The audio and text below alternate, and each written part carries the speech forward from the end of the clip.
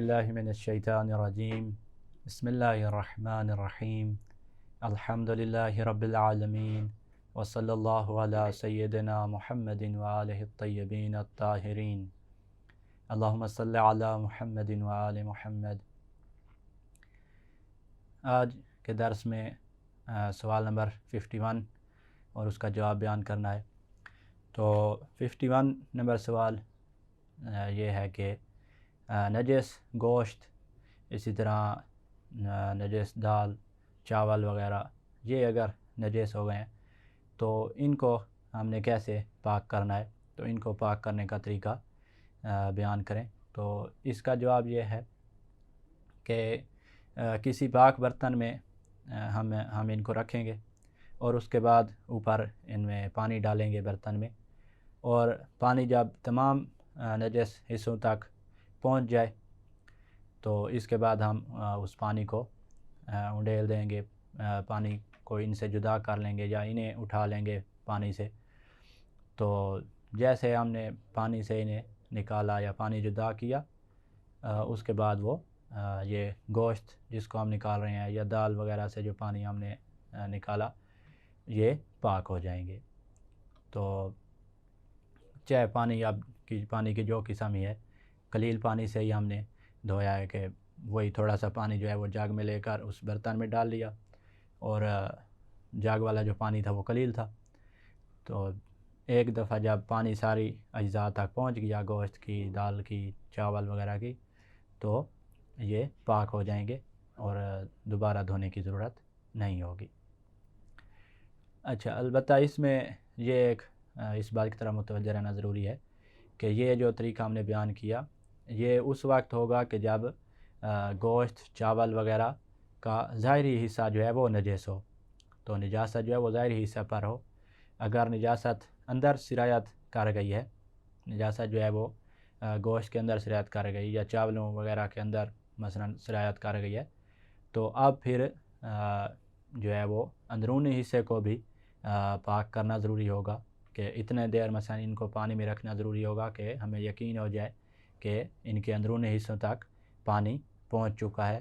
تو اندرونی حصے تک پانی، اندر تک پانی پہنچانا ضروری ہوگا، تب جا کے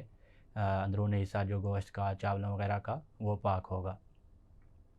اس کے بعد سوال 52، تو 52 سوال میں پوچھ رہے ہیں کہ مذکورہ جو پانی کی اقسام ہیں ان میں نجس چیز کو پاک کرنے کے دوران جو نیچے گرنے والا پانی ہوتا ہے یا جو چھینٹیں گرتی ہیں، چھینٹیں اڑتی ہیں، یہ کیا نجس شمار ہوں گی یا پاک ہوں گی؟ تو جو نجاسات کی ہم نے بیان کیا کہ کیسے ان کو پاک کرتے ہیں، تو جس نجاست کو بھی پاک کر رہے ہوں تو نیچے گرنے والا پانی یا چھینٹیں جو اڑ رہی ہیں، آیا وہ نجس شمار ہوں گے یا نجس نہیں ہوں گے؟ تو جواب میں کہہ رہے ہیں کہ بھی کسی بھی چیز کو قلیل پانی کے علاوہ جب ہم پاک کرتے ہیں، تو قلیل کے علاوہ پاک کرتے وقت جو بھی پانی ہے، کوڑے ہے، جاری ہے، بارش کا پانی، کنویں کا، تو ان سے اگر پاک کر رہے ہیں تو جو بھی مثلا اس کے ساتھ پانی لگ کے نیچے گر رہا ہے یا اس کے اندر جذب ہو کر اب باہر نکلتا ہے، یہ سارا پانی پاک شمار ہوتا ہے۔ تو نیچے جو پانی گر رہا ہوگا، جاری پانی مثلا نیچے گر رہا ہے، کور گر رہا ہے، تو یہ سارا پانی پاک ہی شمار ہوگا، نجس شمار نہیں ہوگا۔ لیکن ایک اس کی شرط ہے، کہ شرط یہ ہے کہ جب تک اس جو جاری پانی نیچے گر رہا ہے اس میں وہی نجاست کی بو، رنگ یا ذائقہ نجاست اللہ تبدیل نہ ہو جائے، اس وقت تک یہ جاری پانی بھی پاک شمار ہوگا، جو چھینٹیں اڑ رہی ہیں وہ بھی پاک ہوں گی جاری والی، اسی طرح کور ہو گیا، بارش کا پانی۔ تو جب تک ان کا رنگ، بو، ذائقہ جو ہے وہ تبدیل نہیں ہوگا اس وقت تک یہ پاک شمار ہوں گے۔ اور جو مثلا نیچے گر کے جو زمین پہ گرا یا چھینٹیں جو ہمارے اوپر ہیں، یہ ہمارے کپڑے وغیرہ نجس نہیں ہوں گے۔ تو قلیل کے علاوہ جتنی بھی اقسام ہیں، قلیل میں جو ہے اب وہ اسی کی اب اس میں 53 مسئلہ میں اس کی وضاحت کر رہے ہیں۔ تو 53 سوال میں جو ہے وہ پوچھ رہے ہیں کہ قلیل پانی سے کسی چیز، نجس چیز کو اگر ہم پاک کر رہے ہیں تو جو چھینٹیں اڑ رہی ہیں تو ان کا کیا حکم ہے؟ تو قلیل پانی سے کسی نجس چیز کو جب پاک کرتے ہیں اور پاک کرتے وقت جو چھینٹیں اڑتی ہیں یا جو پانی اس چیز سے جدا ہوتا ہے اور نیچے گر رہا ہوتا ہے، نجس چیز پہ لگ کے نیچے گر رہا ہے، تو یہ قلیل پانی نجس شمار ہوتا ہے، چاہے اس میں نجاست کی بو، رنگ یا ذائقہ تبدیل ہوا ہو، نجاست والا رنگ یا بو ذائقہ اس پانی کا ہو گیا ہو یا نہیں ہوا، تب بھی جو نیچے گر رہا ہے نجاست پہ لگ کے یا جو چھینٹیں اڑ رہی ہیں یہ نجس شمار ہوں گی۔ تو اس میں اب ہمیں خیال رکھنا پڑے گا قلیل پانی میں۔ اس کے علاوہ جو ہیں ان کا اگر رنگ یا بو یا ذائقہ تبدیل ہے تب جا کے وہ نجس ہوں گے، اس کے علاوہ نجس نہیں ہوں گے۔ اس کے بعد ایک نوٹ بیان کر رہے ہیں کہ قلیل پانی کی صورت میں اگر نجس شدہ چیز پر جو ہے وہ عین نجاست موجود نہ ہو تو قلیل پانی کی جو چھینٹیں ہیں اور اس چیز سے جو جدا ہونے والا قلیل پانی ہے وہ احتیاط واجب کی بنا پر نجس شمار ہوگا۔ اگر عین نجاست خود موجود ہے، عین نجاست سے کیا مراد ہے؟ یعنی خون سے مثلا میرا لباس نجس ہوا، تو اب خون موجود ہے لباس پہ یا ہاتھ پہ خون موجود ہے اور اس پہ میں مثلا قلیل پانی کے ذریعے سے اس کو پاک کر رہا ہوں، تو اب جو چونکہ خون موجود ہے تو جو چھینٹیں اڑے گی، جو نیچے پانی گر رہا ہے یہ تو یقیناً نجس ہوگا کیونکہ قلیل پانی ہے۔ لیکن اگر میں نے خون کو مثلا صاف کر لیا، ٹیشو وغیرہ سے صاف کیا اور خون بالکل موجود نہیں ہے، لیکن ہاتھ پہ چونکہ خون لگا تو ہاتھ نجس تو ہے، تو اب عین نجاست ختم ہے، عین نجاست کو تو میں نے دور کر لیا تھا پہلے، اب جب میں قلیل پانی سے اس ہاتھ کو دھو رہا ہوں تو جو اب اس سے چھینٹیں اڑ رہی ہیں یا جو نیچے پانی جا رہا ہے یہ احتیاط واجب کی بنا پر نجس شمار ہوگا۔ تو اگر بعد والے مجتہد جو ہیں وہ مثلا اس کو نجس شمار نہیں کرتے تو پھر ہمارے اوپر اس سے اجتناب کرنا واجب نہیں ہوگا، ہمارے جو چھینٹیں ہمارے اوپر آ رہی ہیں تو وہ نجس شمار نہیں ہوں گی۔ لیکن اگر وہ فتویٰ دے دیتے ہیں کہ نجس ہی ہوتی ہیں تو پھر اب ان کے بعد والے مجتہد کی طرف نہیں جا سکتے، پھر یہی ہوگا کہ ہم نجس والے احکام اس پہ لاگو کریں گے۔ اس کے بعد کہہ رہے ہیں کہ قلیل پانی سے اگر نجس چیز کو دھویا جائے تو جو پانی پاک حصے پر پھیلتا ہے تو وہ جگہ جو ہے وہ پاک شمار ہوتی ہے، ایسے نہیں کہ وہ نجس ہو جائے۔ مثلا لباس کی تھوڑی بہت جگہ جو ہے اس پہ خون کا ایک قطرہ لگا ہوا ہے، تو اب اس کو جب میں قلیل پانی سے دھوؤں گا تو تھوڑا بہت پانی پھیل جاتا ہے لباس کو پاک کرتے وقت، تو یہ جو پھیلا ہے پانی تو پاک جگہوں تک جو پانی پہنچا ہوا ہے وہ نجس شمار نہیں ہوگی، وہ پاک ہو جائیں گی۔ تو جیسے میں خون سے مثلا دھویا، خون نجاست دور ہو گئی، ایک دفعہ دھو لیا، تو جیسے اسے نچوڑوں گا، قلیل کے بعد نچوڑنا بھی ہے، تو سارا جو بھی جہاں تک بھی پانی پھیلا ہوا ہے وہ سارا پاک ہی شمار ہوگا۔ ایسے نہیں کہ اب جو جس جگہ پھیلا ہے اسے دوبارہ دھوئیں تو پھر پورا لباس ہی دھونا پڑے گا، تو یہ پاک ہی ہے، یہ نجس نہیں ہوگا۔ اس کے بعد بیت الخلاء کے احکام بیان کر رہے ہیں، تو یہ جو ہے اس میں سوال نمبر 54 سوال میں کہہ رہے ہیں کہ پیشاب اور پاخانہ کرتے وقت اپنی شرمگاہ کو کن افراد سے چھپانا واجب ہے، یہ سوال ہو گیا۔ تو جواب میں کہہ رہے ہیں کہ میاں بیوی کے علاوہ ہر اس انسان سے چھپانا واجب ہے جو اچھے اور برے کی تمیز رکھتا ہو، چاہے وہ خاتون ہے یا مرد ہے، اسی طرح چاہے وہ محرمی کیوں نہ ہو، مثلا ماں، بہن، بیٹی وغیرہ، تو یہ اس میں محرم نہ محرم کا کوئی فرق نہیں ہے۔ شرمگاہ ہر اس شخص سے چھپانی ہے کہ جو اچھے برے کی تمیز رکھتا ہے۔ جو بچہ مثلا اچھے برے کی تمیز رکھتا ہے، مثلا 6 سال کا بچہ ہو گیا، 5 کا، تو اس سے بھی چھپانا واجب ہوگا۔ تو چاہے محرم ہے، نہ محرم ہے، مرد ہیں، خواتین ہیں، ہر کسی سے شرمگاہ کا چھپانا واجب ہے۔ میاں بیوی کے لیے واجب نہیں ہے ایک دوسرے سے شرمگاہ کا چھپانا۔ یہاں تک یہ 54 نمبر سوال مکمل ہوا۔ اب جو ہے وہ 55 سوال میں کہہ رہے ہیں کہ پیشاب یا پاخانہ کرتے وقت قبلہ رخ ہونے کا کیا حکم ہے؟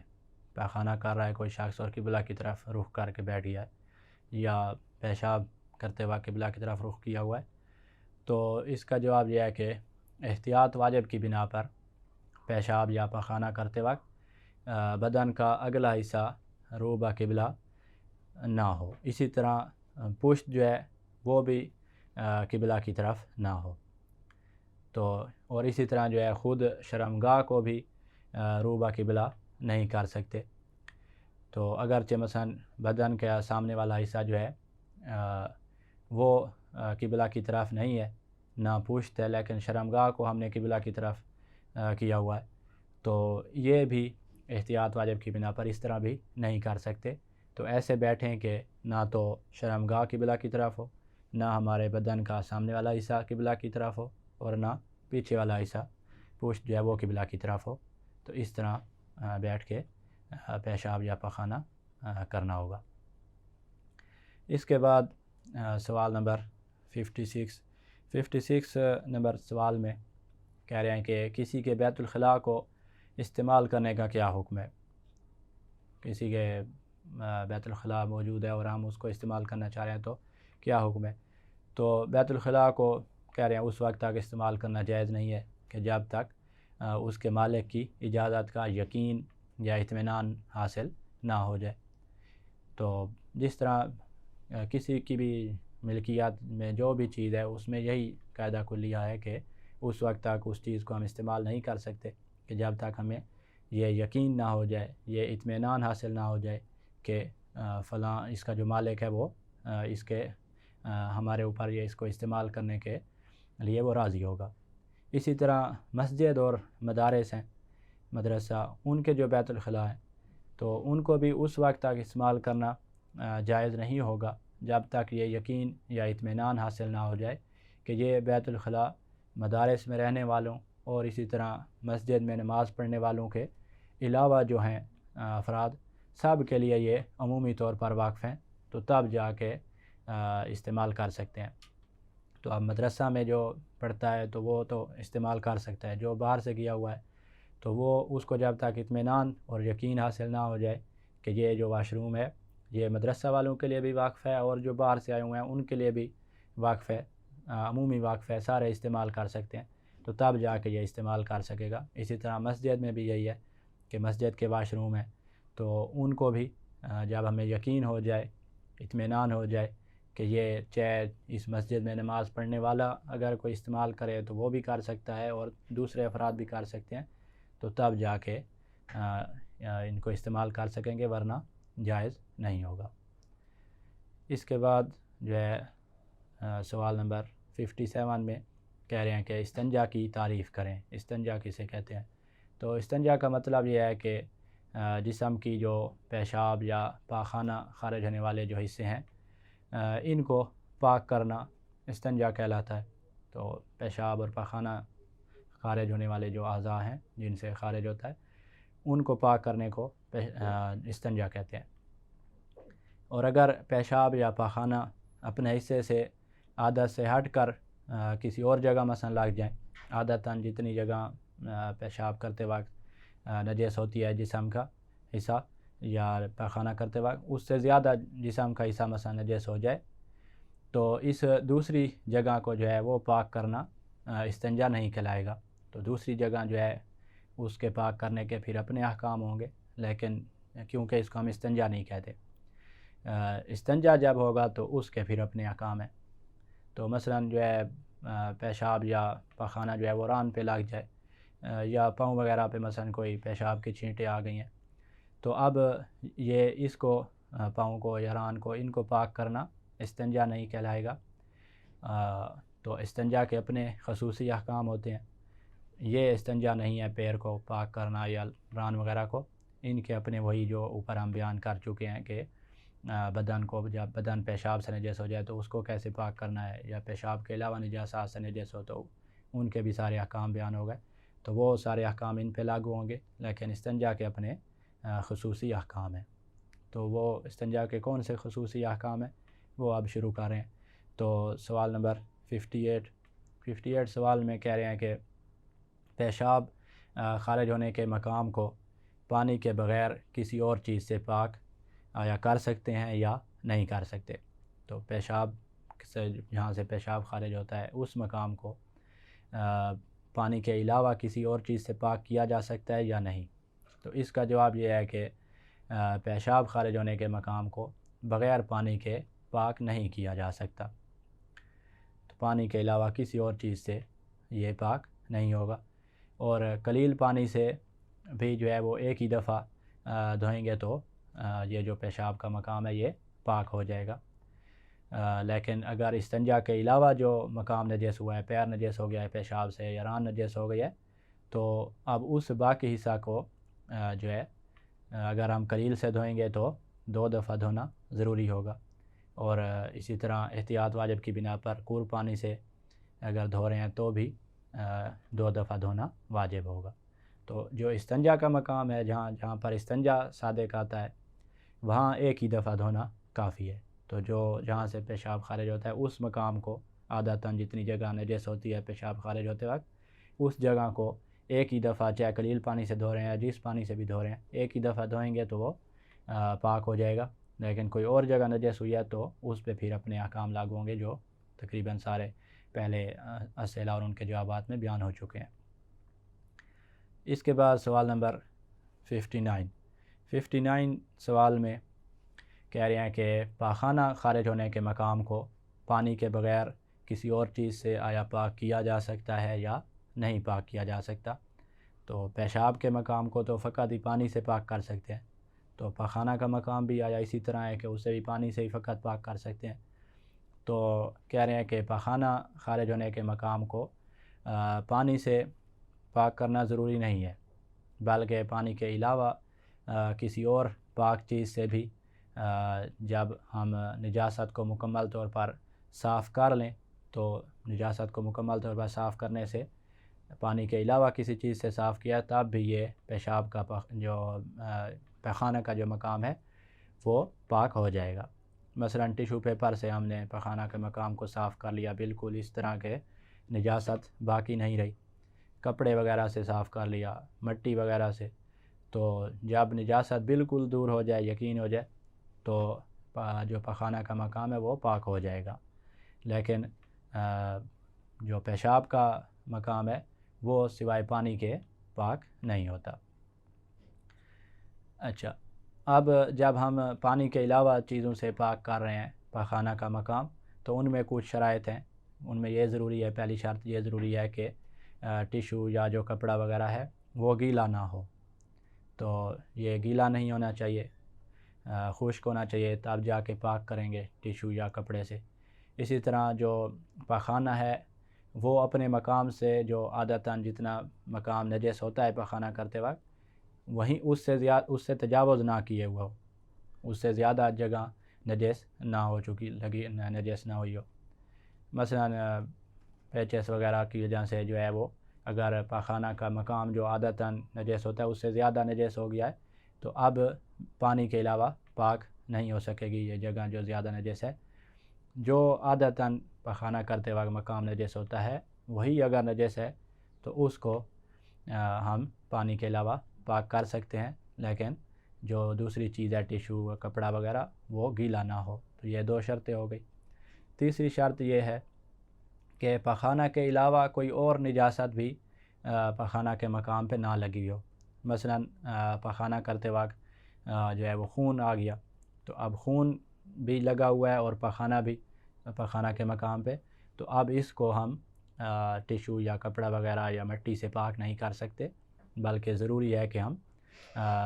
پانی سے ہی پاک کریں گے۔ یا اسی طرح پیشاب سے نجس ہو گیا ہے پاخانہ کا مقام، تو پاخانہ کے علاوہ کوئی نجاست سے نجس ہوا ہے، تو اب جو ہے اس کو مٹی سے، ٹیشو پیپر، کپڑے وغیرہ سے پاک نہیں کر سکیں گے۔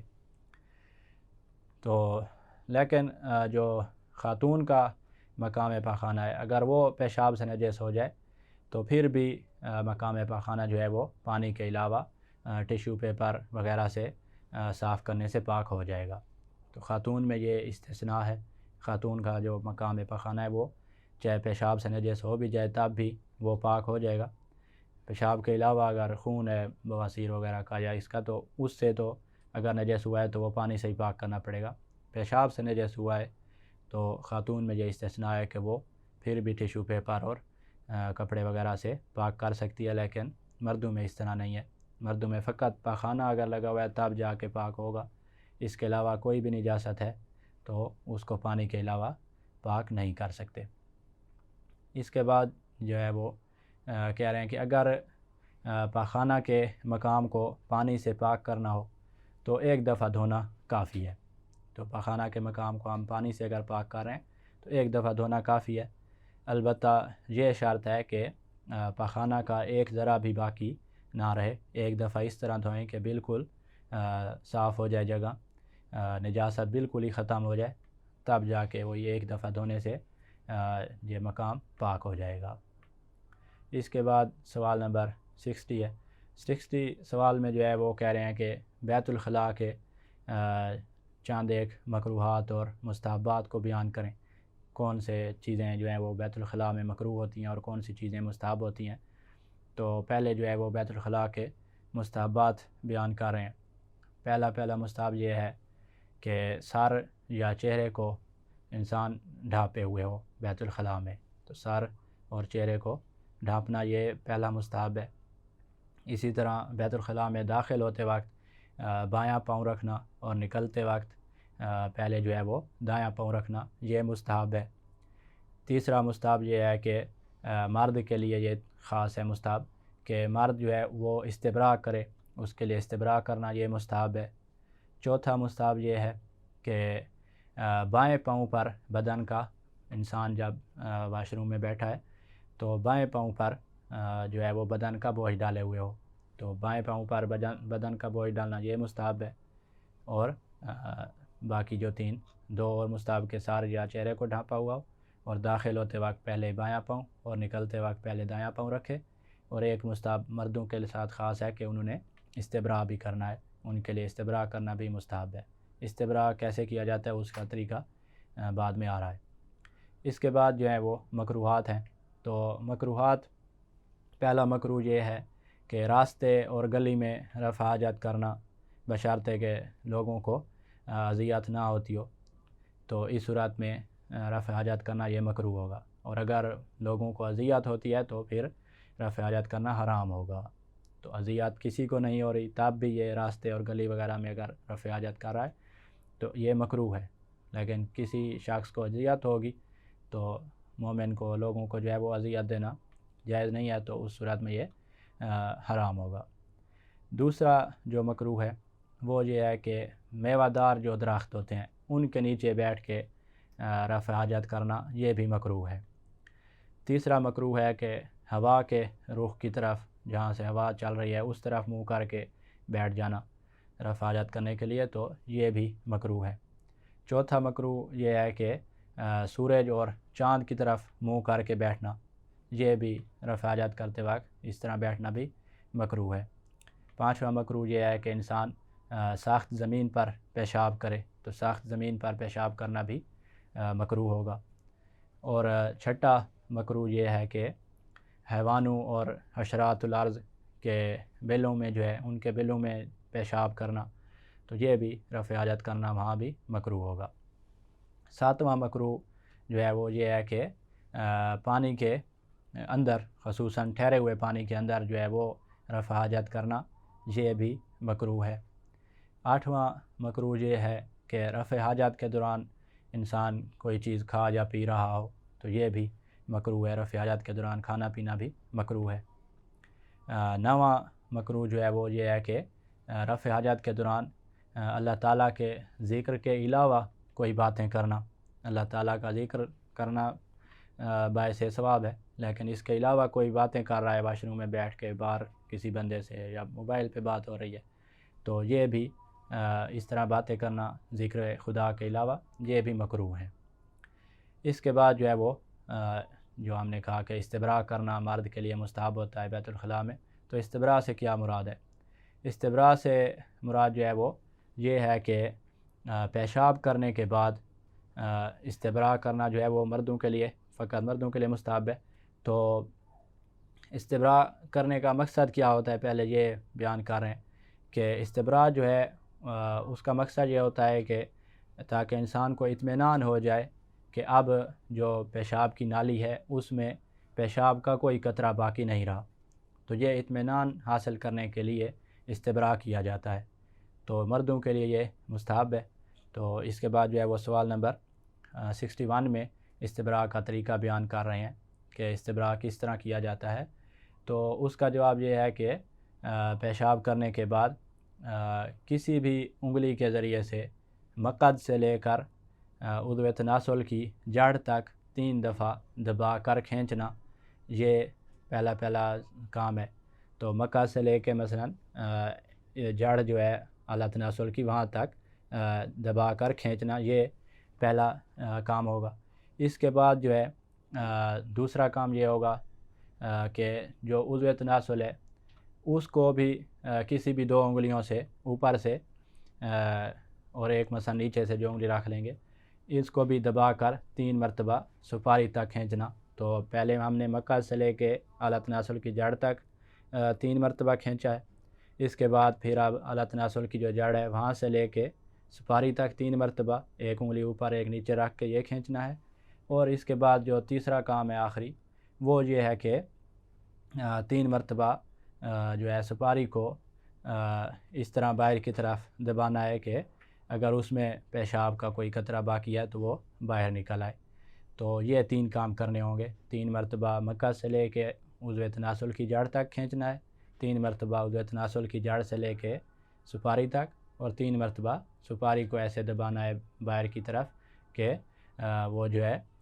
اس کا اگر میں احتمال ہو کہ قطرہ موجود ہوگا پیشاب کا تو وہ ختم ہو جائے۔ تو یہاں تک یہ جو ہے استبراء کا طریقہ بیان ہو گیا۔ تو اب استبراء کا کیا فائدہ ہوگا، یہ انشاءاللہ اگلے درس میں ہم بیان کریں گے۔ والحمدللہ رب العالمین۔